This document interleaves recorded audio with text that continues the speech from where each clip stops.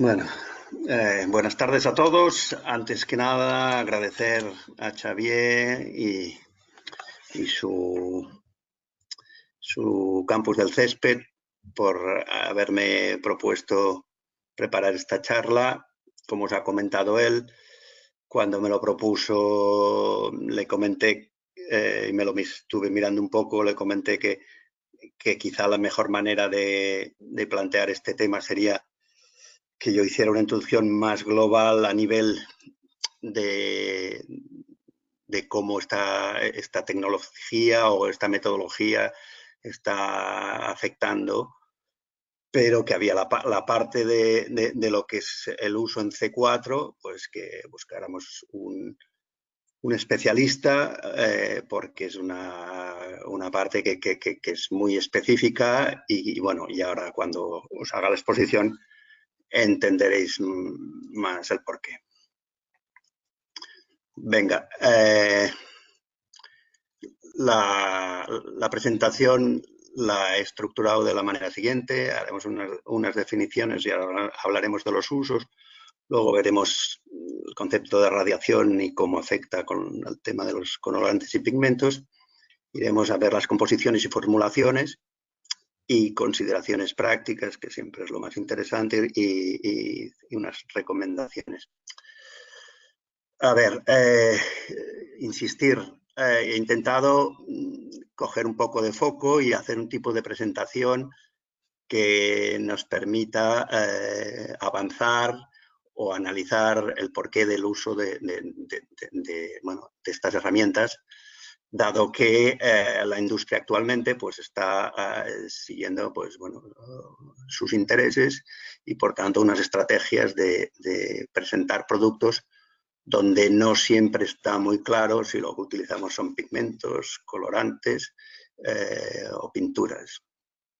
En principio, los utilizamos por acondicionamiento estético como una herramienta de precisión en los tratamientos. Estos dos factores pues, son claros y son de hace mucho tiempo y no hay que menos tenerlos porque realmente son útiles, o sea, en el día a día, estos dos factores. Entonces, ha aparecido los filtros solares y la gestión de la radiación. También habría que hablar de la radiación térmica y luego hay toda esta serie de información sobre la mejora del cultivo por gestión fisiológica que veremos hasta dónde lo entiende. Entonces, tiene sentido ecológico. Los tratamientos que incorporan colorantes o pigmentos nos permiten ser más precisos. Los filtros solares que incorporan algunas formulaciones facilitan el manejo. Discriminar y proteger con pigmentos y colorantes las zonas del campo con mayor insolación mejora el empleo de los recursos, nos permite ser más precisos con el riego, etcétera, etcétera. En la época de dormancia, las gramíneas de clima cálido, el empleo de colorantes y pigmentos como sustituto a las resiembras es definitivamente más sostenible, por tanto sí tiene sentido. Históricamente, en los libros explica, o antiguamente se utilizaba, pues bueno, o cualquier sal después de que se hubiera segado un cultivo, pues se aplicaba el sulfato de hierro y este penetraba en las hojas, como podéis ver aquí.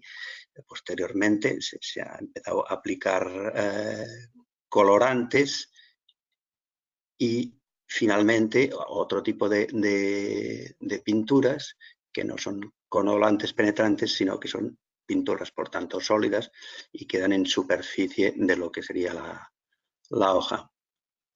En el caso de lo que ya hemos hablado de las C4, pues es el pintar las hectáreas en dormancia durante la época de invierno, pues es práctica cada vez más extendida y más habitual y tiene su peculiaridad, dado que bueno, el periodo de duración de las condiciones estéticas, de la estrategia, en un caso con más o menos tráfico, pues variará y lo que está claro es que la solución es campo dependiente. Cada campo va a tener que trabajar en buscar a partir de las formulaciones que tenga disponibles, pues buscar una solución.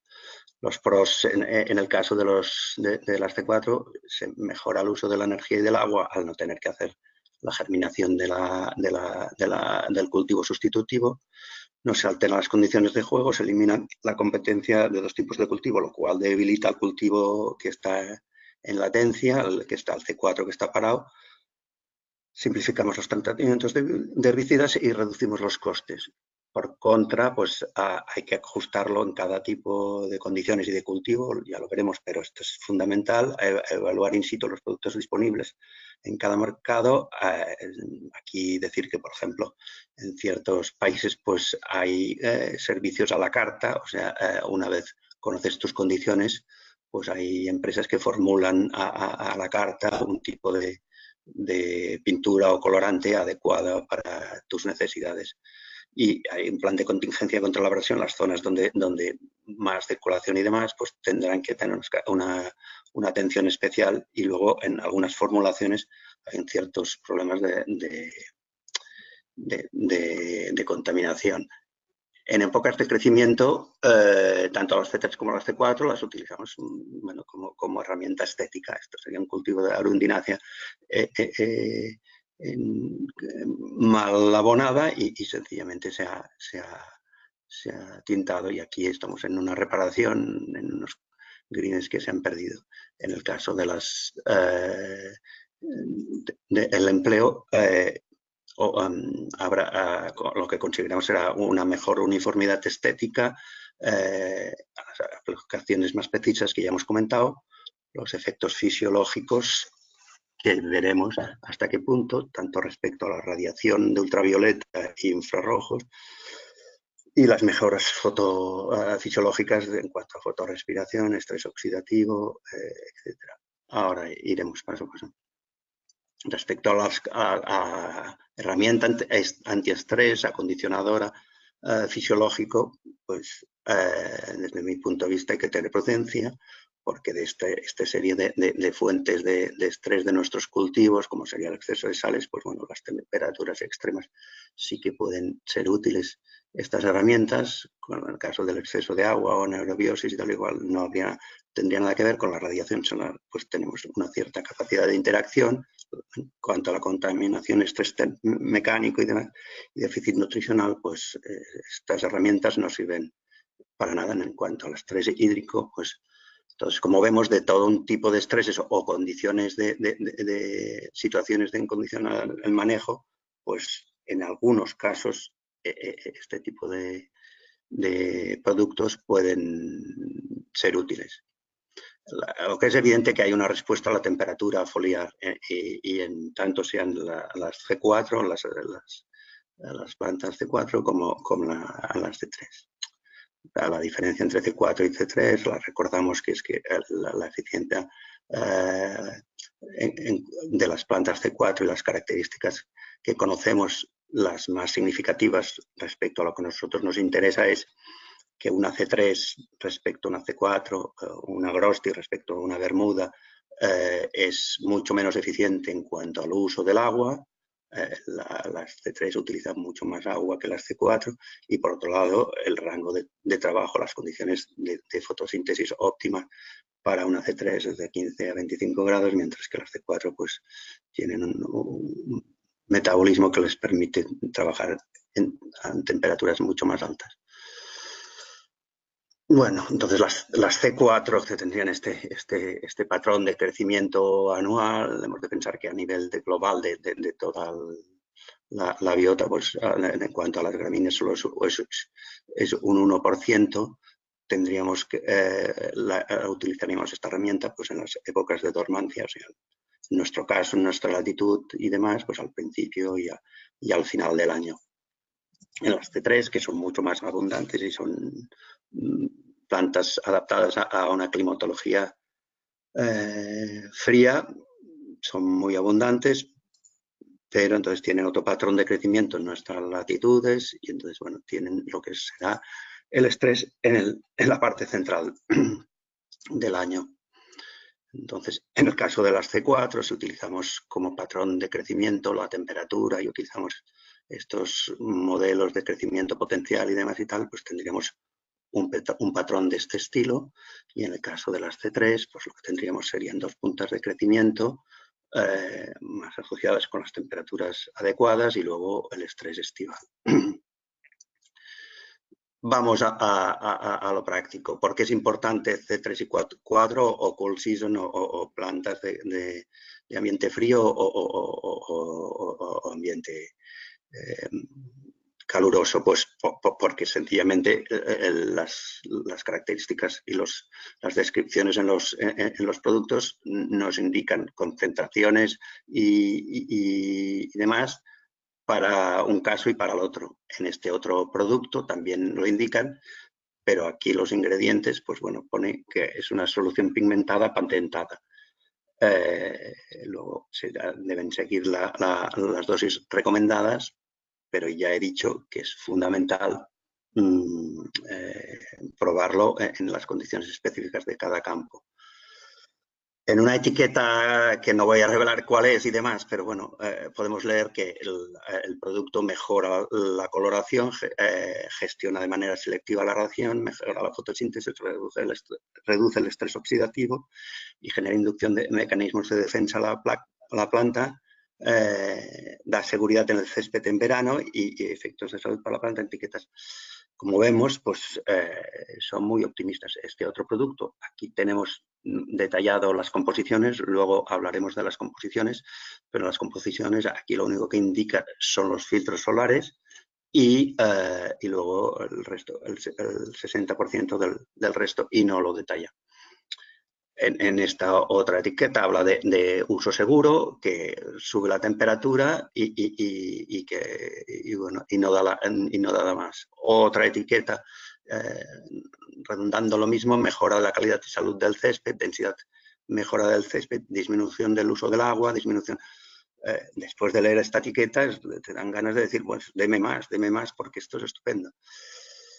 En un caso real en el que utilizamos pues, un colorante y de hecho una solución, en este caso con un filtro solar de un pigmento de estos, pues el filtro solar lo que pretende es conseguir aguantar el régimen hídrico debido a que el agua de procedencia de una depuradora pues nos genera unos cultivos excesivamente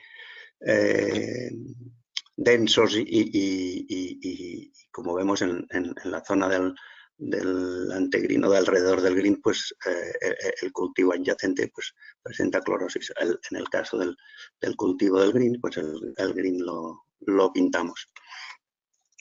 Respecto a estos factores que hablamos de fisiología y demás, y después de ver esta información que dan las distintas casas con formulaciones, pues yo creo que hay que hacer una aproximación global o lo que sería holística y considerar que los procesos fisiológicos naturales en las gramíneas existen, y entonces que ya sea una C3 o una C4, pues que el cultivo se debe adaptar a unas condiciones de radiación, tanto ultravioleta como infrarroja,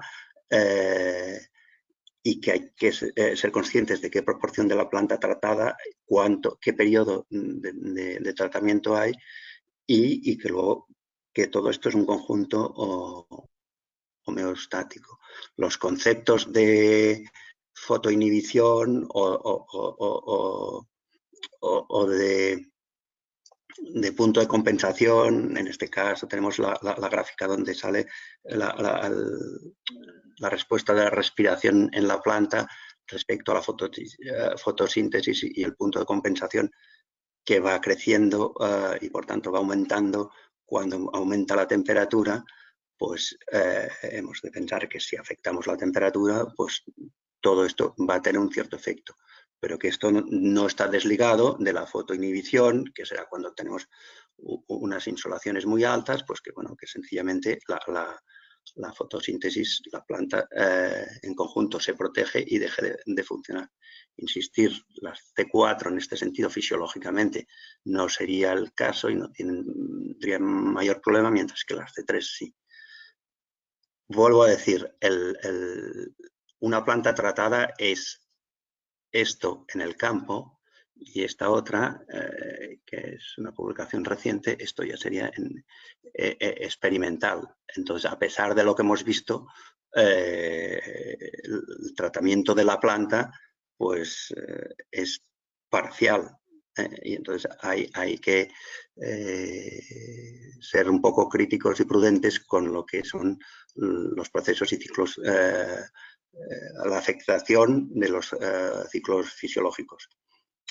Entonces, las gramíneas de manera natural generan unos cambios hormonales y tienen unos sistemas de aclimatación, acumulando osmolitos o protegiendo el aparato fotosintético, protegiendo las membranas, etcétera, etcétera. Entonces, la planta lo que necesita es tiempo para realizar todo esto.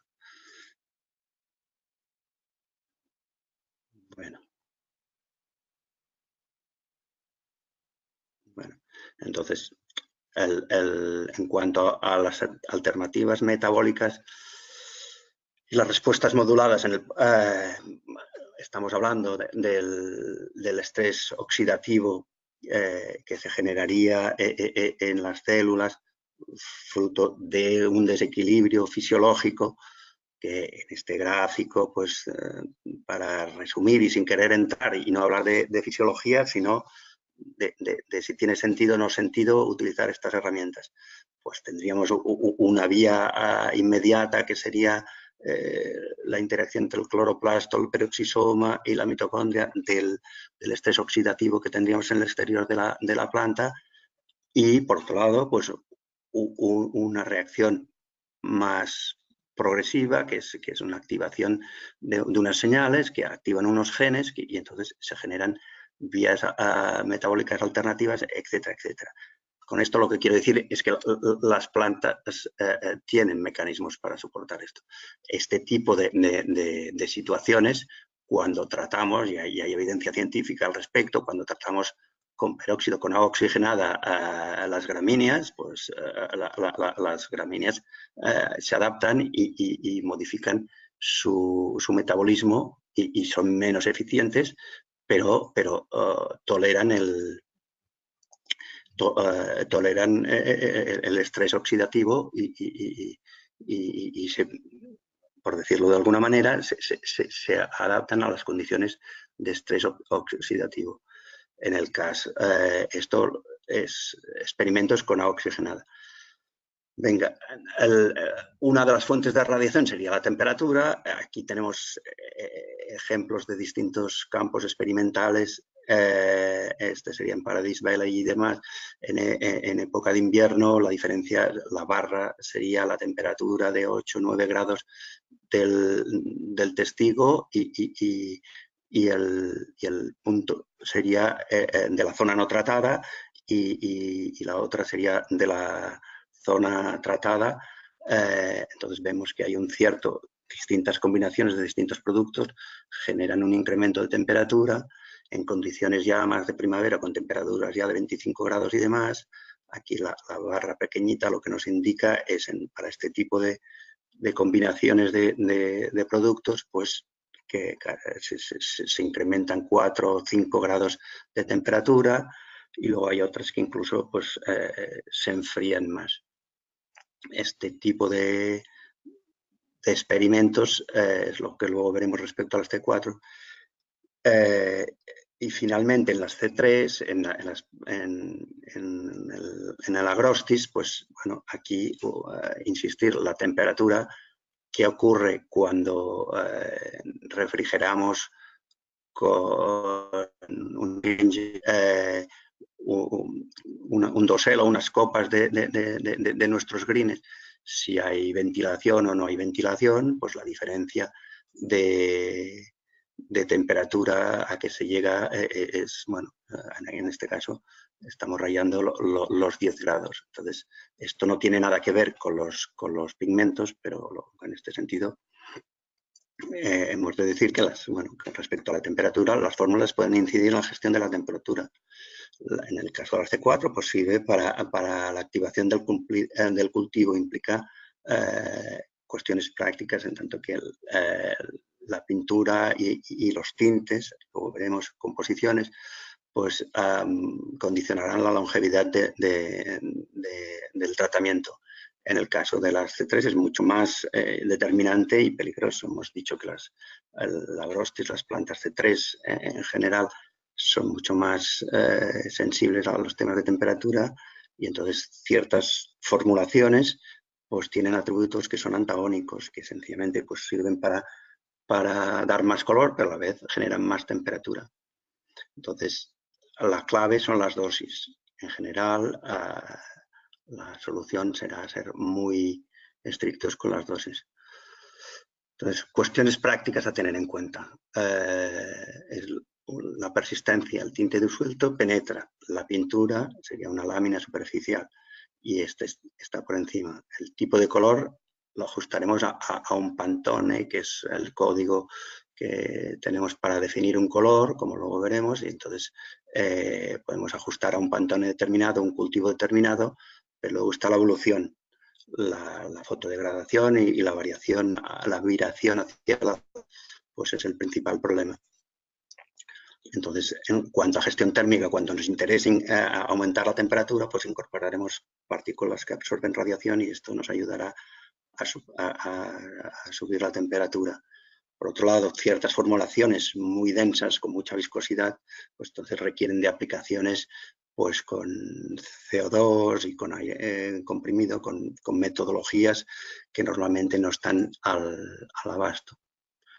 Por concretar, porque con esto las formulaciones y las diferentes marcas pues juegan un poco, pues bueno, el colorante según la RAE es el que da color, sustancia añadida que da color, mientras que lo que tendríamos que distinguir es entre pinturas, que son compuestos por aglutinantes, disolventes y pigmentos, que el líquido aplicado a una sustancia genera una película sólida. Cuando hablamos de pinturas hablaríamos de esta metodología, en la que creamos láminas sólidas, mientras que los tintes serían líquidos colorantes que forman una solución, y estos tintes que tendrían pigmentos incorporados, pues estas soluciones pueden penetrar en la planta. En general, cuando se definen pinturas y demás, pues tienen aditivos, solventes, resinas, sólidos y pigmentos. Entonces, en el caso de los colorantes y las formulaciones que se proponen y se utilizan en los campos de golf, pues tendríamos en la banda baja, o para un tipo de producto de coste bajo, pues tendríamos estas proporciones. Aquí me falta el símbolo de porcentaje. Estos serían los porcentajes efectivos en un producto de coste bajo, mientras que en el máximo pues sería un producto de coste más alto. Entonces, el elemento, como hemos dicho, el elemento que da color es el pigmento, mientras que las distintas formulaciones con lo que juegan es tanto excipientes, el agua o el disolvente, pues estos son los que sencillamente generan el equilibrio, pero con los otros componentes, los aditivos y los fijadores y aglutinantes, serán los que variarán en funciones de las formulaciones, de las fórmulas. La clave aquí, como siempre, es el pigmento. Esta es la fórmula de la phthalocianina, que en nuestro caso pues, se utiliza verde o azul. Este es un producto de diseño industrial ya antiguo que tiene esta fórmula, que en el caso de que es el verde, se hace un ataque ácido y entonces queda clorada, pero que lo que quiero resaltaros aquí es la similitud que tiene con la fórmula de la clorofila. Entonces la phthalocianina de cobre, el azul, es la azul, y la de cobre clorado sería la verde. Son unos pigmentos muy conocidos y por su estabilidad ante la luz y al calor. Con este tipo de sustancias, como anécdota, incluso se utilizan para guardar información. Entonces son difíciles o poco fáciles de dispersar y son insolubles. O sea, por tanto, será una suspensión de partículas de 120 nanómetros, o sea, partículas pequeñas, pero son. Y entonces su principal característica es que a 550 nanómetros imita, o sea, absorbe lo mismo que hace la clorofila y en la banda corta de la fotosíntesis. Hablaba del Pantone. El Pantone sencillamente es un código de colores que establece entre el brillo, contraste y tono, pues hace unos números que nos permite clasificar los colores. Entonces, en este trabajo, que es clásico de estos, que si no tengo mal entendido, si no me corriges, Javier, Gary Miller será el que estás contactando para que haga la charla en el futuro. Sí, sí, estamos mirando de concretar una fecha para septiembre. Vale, porque, bueno, aparte de lo que os voy a exponer ahora, ellos tienen muchísima más experiencia en lo que se trata de. Pero a lo que íbamos, esta gente lo que hizo es, bueno, pues identificar diferentes productos, detectar el Pantone, el número concreto, y entonces hacer unas aplicaciones en el campo de ensayos y ver cómo evolucionaban en dos tipos de cultivos, entre Bermuda y Zoysia, y identificar el número de color, por tanto el Pantone, a día cero y luego al cabo de 56 días. En el caso de la Bermuda, pues este producto, y no hace falta que los detallemos porque, entre otras cosas, son difíciles de localizar aquí, pero estos serían los que eran mejores para el caso de Bermuda, y en cambio en el caso de Zoysia, pues fue este otro, y bueno, y podéis ver o leer cómo describían que variaban los Pantones. Realmente los 56 días, en general, pues veis que la evolución o el deterioro del colorante es importante. Entonces, el color varía según el producto, que será una mezcla de pigmentos, solvente, y la especie en que lo apliquemos. Las condiciones, las diferentes marcas, formulaciones se comportan de manera muy variable, como hemos visto. El principal defecto es que pierden color y viran hacia los tonos azules.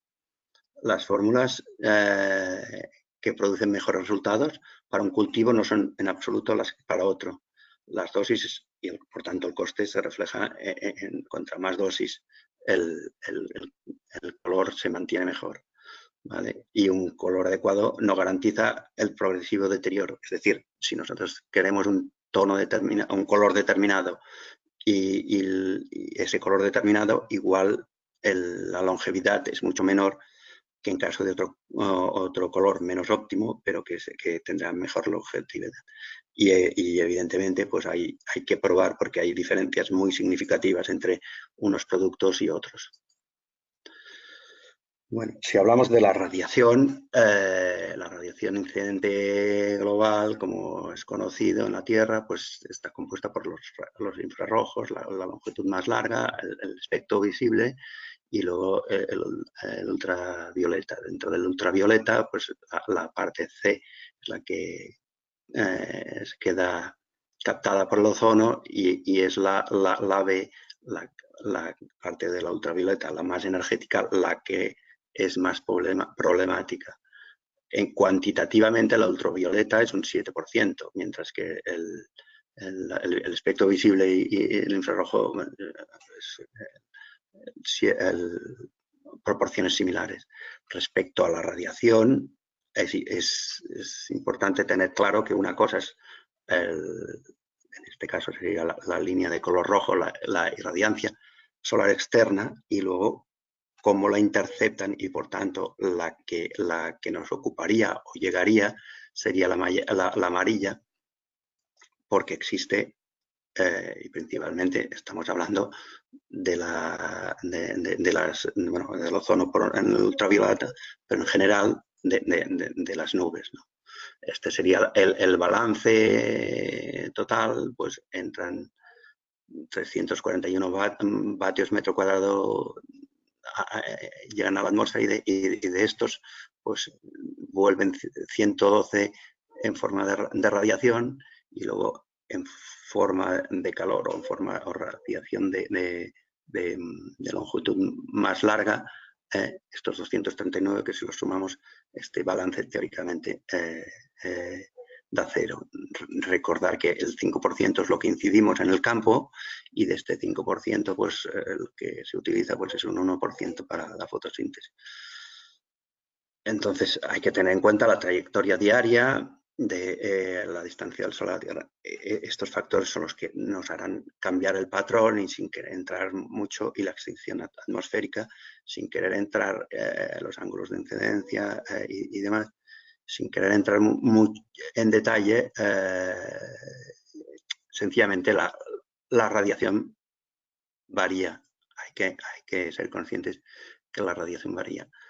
Para describirlo de alguna manera, para ver gráficamente de lo que estamos hablando, he tomado de una estación meteorológica datos relativamente recientes, de Amposta, del 8 de enero, pues la irradiancia, que es la radiación, sería la global, sería la total, que sería la línea esta azul, y la irradiancia neta, y por otro lado la temperatura, que sería la radiación que vemos que la temperatura del suelo y la temperatura máxima y mínima. Es importante recordar esto, cómo se desplaza la temperatura o la radiación de onda más larga respecto a la corta, se desplaza a lo largo del día, o sea, primero llega la radiación y luego la temperatura. Y si comparamos este patrón, aquí tendríamos netos como 200 vatios metro cuadrado o así de irradiancia neta.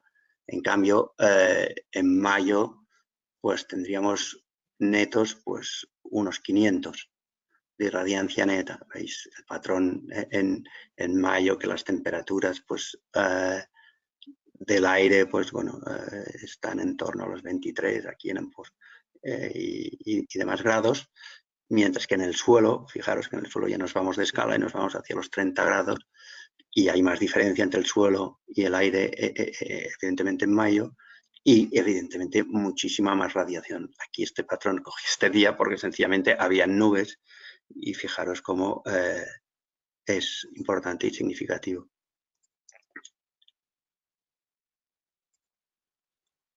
Bien, por otro lado, la variación de la radiación en cuanto a lo largo del año, en este caso, para explicarlo de alguna manera, lo que hemos tomado es un modelo en una zona donde hay topografía importante y serían laderas de un macizo que va de oeste a este o de este a oeste, y por tanto la afectación de la topografía es importante. Entonces, la línea esta continua sería la radiación que recibiríamos a nivel del mar.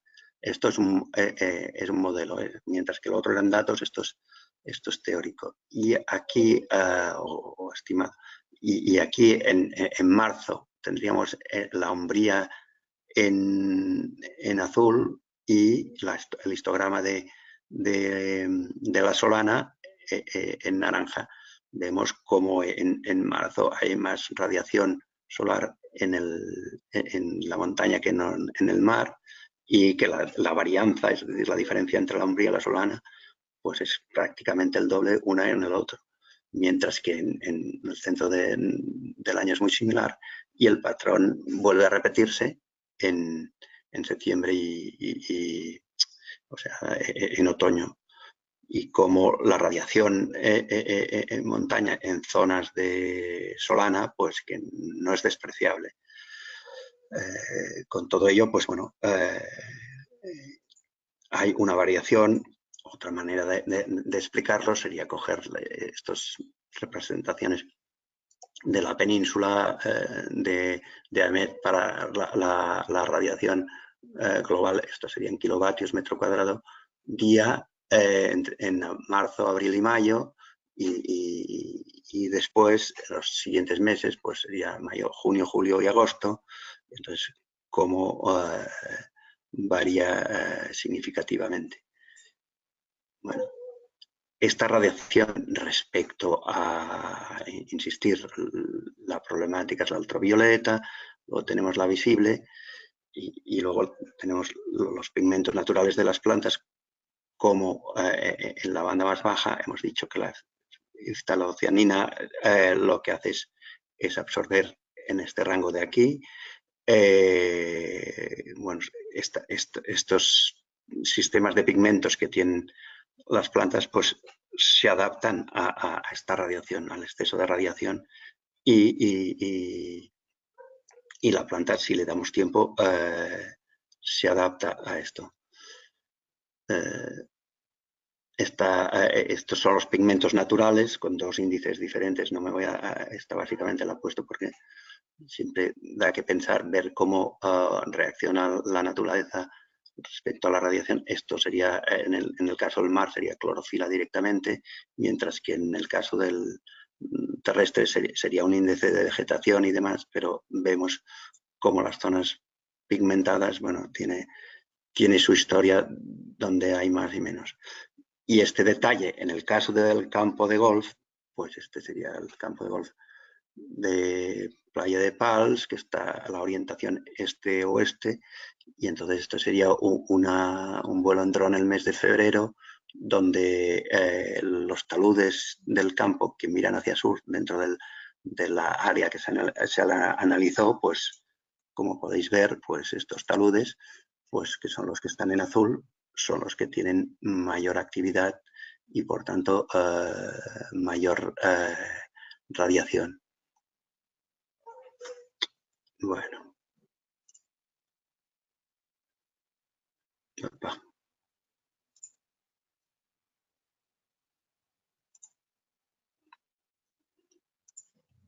Venga. Entonces, vamos a ver ahora formulaciones y dentro de la complejidad que os voy a mostrar. Hemos analizado más de 30 formulaciones y hemos mirado los que tienen pinturas, tintes, filtros solares, pigmentos negros, azules, verdes, stickers o fijadores, disolventes, espesantes. Luego dosis y la dosis será según el objetivo, y también sí que lo que queremos es pintar, uniformizar o por tanto el objetivo. Esta es una primera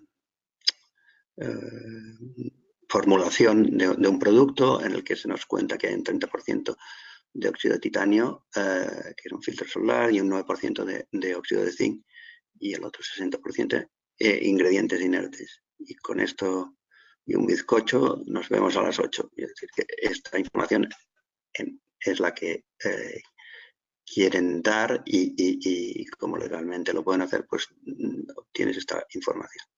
Pero es que hay otros productos en los que se combinan estas formulaciones de colorantes y pigmentos con fungicidas, que entonces te explican que hay un 60% de fungicida, después un dispersante lubricante, un conservante, que sería el ácido fórmico, sílice cuarto, y no te hablan ni del pigmento. Y cuando ves el producto, evidentemente el producto tiene color y por tanto tiene pigmento. Un caso de una formulación que sería un poco más detallada, pues entonces empieza con el polipropilenglicol o entre 1 y un 5%, también es destacable los rangos que no son despreciables, ester de ácido acético y tal, todo esto disolventes. Luego la benzisociazolona al 0,5, esto ya es un conservante, carbón activo, un pigmento de 0,1 a 1, el pigmento, en este caso sería el azul, del 1 al 2%, kaolín, un espesante o una sustancia que utilizan como espesante, y una solución polimérica y una solución de pigmentos, que serían los solventes de esto otro. Y esto, pues, falta el 50% de esto. Pero esto es lo más detallado que se puede llegar a encontrar en las formulaciones. En este otro caso, pues aquí básicamente había la mica y el dióxido de titanio como filtro solar y el carbón negro y los alcoholes como un surfactante en este caso. Y en este caso sería como pigmento también. Entonces, en general, las formulaciones, las diferentes opciones que dan las diferentes casas de formulaciones, lo que buscan es la facilidad de aplicación y el secado, rápida y buena fijación. Y también la polivalencia de usos, que hay muchas veces que, bueno, ya hemos visto algún producto que sirve para C3, para C4 y demás, y no siempre es posible. Entonces, en el caso de la aplicabilidad, los solventes, el disolvente, las pinturas versus los tintes, pues las diferencias son significativas, porque los tintes penetran y los tintes penetran y las pinturas no. Entonces, en las formulaciones de menor concentración de pigmentos son más fáciles de aplicar, pero entonces la duración es menor. Entonces, como modelo, a diferentes dosis, pues tenemos lo que sería un producto con esto serían semanas de coloración y diferentes dosis, pues tendríamos un producto, una formulación que sería sencillamente un tinte con un disolvente y demás. Entonces, su extinción en una semana o en 2 semanas, pues el diseño de este producto será para una de 3 y será para un periodo corto de tiempo. En cambio, hay otros productos que entonces ya son formulaciones mixtas, en ciertos casos pigmentos, o sea, tintes y pinturas se mezclan y tienen extinciones mejores, pero en diferentes dosis muy altas, pues hay extinciones muy diferentes. Insistir, es importante probarlos. Como ya he dicho, tenemos a lo largo del año cómo evoluciona la radiación y cómo evoluciona la temperatura, que serían los dos estreses principales de los que hemos hablado, que intentamos controlar o ajustar con el uso de estos productos. En este caso, ya hemos visto antes el modelo, repito, el modelo del crecimiento potencial, en este caso de una planta de clima frío, una C3, respecto a la temperatura. En este caso, en este modelo, pues tendríamos la época de estrés aquí y tendríamos, es decir, en la época estival. Y entonces tendríamos el periodo de adaptación del cultivo pues, en primavera. Entonces, después de todo lo que hemos expuesto, lo que parece razonable es aplicar el filtro solar, en este caso, o el colorante protector, precisamente principalmente en esta época, ayudando a que el cultivo se adapte. Aquí la línea azul sería el crecimiento potencial teórico, utilizando la temperatura estrictamente, y la línea gris sería el real, el que en su día pues, el greenkeeper del campo midió a base de pesar lo que salía en el green en concreto. Vemos que incluso respecto al teórico, bueno, la época del año la acertamos, pero que es necesario tener datos reales porque en este caso seguramente la estrategia sería anticipar la aplicación del pigmento o el colorante. Esto sería lo mismo para otro año y vemos que bueno, el patrón de crecimiento real varía, pero lo que está claro que aquí quizá había menos crecimiento en febrero, pero a partir de marzo, abril, esta sería la principal época a proteger. En fin, luego, como conclusiones y recomendaciones, habéis visto que hemos analizado los productos del mercado y hay que hacer un test en el campo, es imprescindible. Si hay que hacer cultivos hay que anticiparse. Ya habéis visto que para proteger el cultivo hay que anticiparse. Los filtros, no he comentado, pero los filtros, la evidencia experimental demuestra que los filtros llegan a reducir la radiación, la radiancia, hasta un 40%.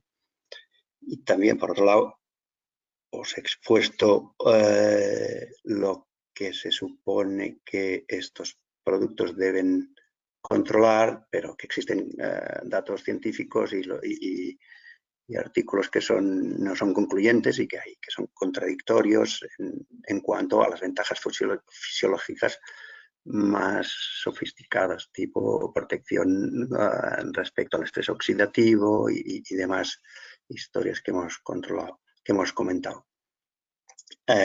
Lo que está claro es que en el caso de las plantas de clima frío, de las C3, es conveniente, como la duración del producto es corta, para maximizar su uso conviene tener el cultivo regulado. Y luego hay que también ser conscientes de que a lo largo del año la radiación varía significativamente y que luego una buena estrategia a considerar es estratificar según las zonas del campo en función de la radiación y la orientación en concreto. Bueno, pues a partir de aquí, si hay algún comentario, pregunta o demás, pues estoy ahí a vuestra disposición. Bueno, Xavier, pues ante todo, muchas gracias por tu presentación. La verdad es que es un tema muy, muy interesante, mucho más de lo que aparentemente pueda parecer, por el mero hecho del uso de los pigmentos o colorantes para un uso más de tipo estético. Mira, hay una pregunta, pero iba encaminado un poquito la has respondido ahora al final de tus conclusiones referente a si hay evidencias científicas sobre el impacto beneficioso para la planta en este sentido del uso de filtros solares, o sea, la aparente mejora que tiene sobre las rutas metabólicas por el uso de los filtros solares, en tanto a una mejora durante las épocas más, digamos, de estrés, en tanto a almacenamiento de o síntesis de carbohidratos. No sé si has encontrado, o si ves que hay evidencias científicas al respecto. No, o sea, la respuesta es clara. Hay datos contradictorios y cuando contactas con las casas productoras y demás, pues se remiten una casa comercial a otra casa comercial, o sea, entre ellas se apoyan, por decirlo de alguna manera, pero datos concluyentes no los hay. En general, yo creo que las herramientas como herramientas prácticas pues son insustituibles, son herramientas que nos ayudan muchísimo a los tratamientos, son herramientas que nos ayudan muchísimo para ganar uniformidad y que si no lo utilizaríamos otras herramientas o la sobrefertilización, etcétera, etcétera. O sea, son herramientas muy útiles, pero que hay que ser muy prudentes en cuanto a la filosofía esta más de lo que es como herramienta de mejora metabólica del cultivo. Yo creo que hay que ser prudentes, por decirlo de una manera pausada. También lo que es verdad es que definir qué es una mejora o qué es un estrés y demás también es complicado. Es decir, cómo lo medimos. Yo, habiendo utilizado este tipo de herramientas, por eso he hecho y después de reflexionarlo, he hecho este tipo de presentación, tanto en cuanto veo que si conocemos bien el entorno, siendo más específicos en zonas estresadas y demás, básicamente como herramienta para ayudar a que la planta se adapte, todos estos estreses de los que hablamos, que supuestamente los pigmentos y los colorantes nos ayudan, pues la planta ya lo sabe combatir. Y sencillamente pues son herramientas que nos van a permitir pues mejorar el cultivo, pero como un complemento y solo utilizando un poco lo que sabemos, que es cuándo hay más radiación y en qué orientaciones, etcétera, etcétera, etcétera. En fin, me podría alargar, pero bueno, es evidente que, por ejemplo, con la gestión del riego, con el estrés, normalmente, pues como regamos con un cierto estrés o con un cierto déficit y demás, pues que bueno, que este tipo de herramientas, sencillamente por la capacidad de uniformizar y demás, pues ayudan. Pero hasta qué punto a esto es debido realmente al colorante o a la formulación del colorante con el fijador, el humectante y demás y tal, pues lo que decimos, las evidencias científicas, aparte de la cuestión de la temperatura, que esta sí que está clara, el resto yo creo que hay que ir paso a paso. Perfecto. Mira, y una pregunta de Marcela Muñoz, una compañera de Chile, bueno, que está trabajando en Inglaterra. Mira, es que pregunta, ¿qué experiencia y recomendación tienes con la aplicación de pigmentos en germinación y establecimiento? Bueno, claro, es una buena pregunta porque es muy concreta y muy clara. De hecho, en los mulch y demás y tal, o sea, en germinación es evidente, ya lo hemos explicado. Allí donde el factor limitante o el factor de mejora sea la temperatura, pues la formulación adecuada en este caso tendría que ser una formulación en la que ya hemos pasado un ejemplo, en la que pues, el producto sube la temperatura, pero esto es fácil de medir, pues es claro que evidentemente nos va a ayudar y va a funcionar. O sea, en este sentido es sencillo y es claro. Pero bueno, es sencillamente por un tema de temperatura. Vale, perfecto. Y entonces, ahora pregunta, ¿cuándo harías la primera aplicación? Bueno, Entiendo en la, post-germinación.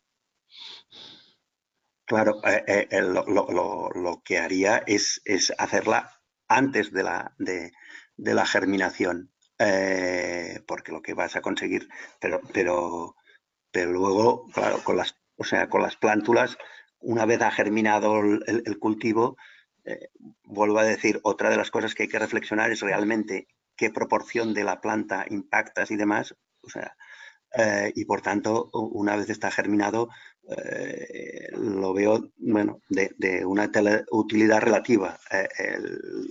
Lo importante sería antes de la germinación para que el terreno adquiera temperatura. ¿Vale?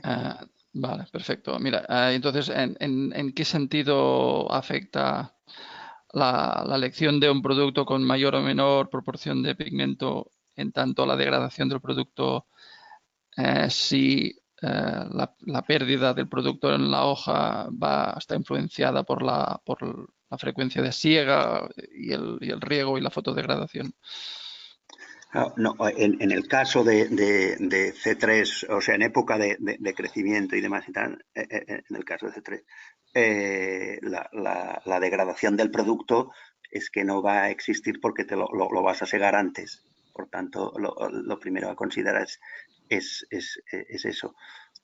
Por otro lado, hay la fotodegradación y el deterioro del producto, que es fruto de cómo formulan los distintos productos, normalmente los que están formulados para alargar la fotodegradación o para minimizarla, pues bueno, llevan otro tipo de protectores para que sean los que absorban el carbono activo y demás y tal, que absorben la radiación y protegen el pigmento, etcétera, etcétera. En el caso de un cultivo en actividad y en crecimiento, a pesar de que utilices un regulador de crecimiento y estés regímenes de siega bajos y demás, el deterioro del pigmento es lo de menos. Aquí la cuestión, y en general en periodos de pocas semanas, el tema es la dosis. En temas cuando lo que pretendemos es tener un cultivo de una C4 verde durante meses, entonces no solo es la dosis, sino que las formulaciones, porque la pendiente de extinción depende del producto y varían mucho unas respecto a otras. No sé si me he explicado, pero hay diferencias. A nivel práctico es importante probar. Vuelvo a decir lo que os he comentado antes. Existen casas comerciales que en función de un escenario concreto generan productos a la carta. Entonces, en el mercado europeo, por decirlo de alguna manera, donde los productos son limitados, yo sería prudente y escogería productos donde la información de la composición esté más o menos clara, porque hay algunos riesgos. Hay riesgos de utilizar un producto que suba la temperatura cuando realmente estés tratando un cultivo C3, que la temperatura es muy importante. Queda claro. Entonces es contraproducente. Bueno, pero por lo que comentas, un poquito falta de información a nivel de producto, ¿no? Sí, de la Bueno, información no, pero es del que fabricante. la industria tampoco, cuando compramos un coche pintado y demás, tampoco la industria nos explica si va a durar 10 años o 20 años o 50 bajo el sol. Es decir, la industria lo que hace es una aproximación muy práctica y de mercado, y entonces, bueno, es como cuando escogemos formulaciones en los abonados o un tipo de materia activa para un fungicida o demás, pues la industria ofrece y tú escoges. La peculiaridad en este caso es que, claro, aparte de ofrecer la industria, luego, al menos en la información que aportan, pues sugieren o explican una serie de cosas que son de difícil comprobación y luego, bueno, complejas, por decirlo suave. Bueno, perfecto, Xavi. Pues no hay más preguntas. De nuevo, pues gracias por tu colaboración.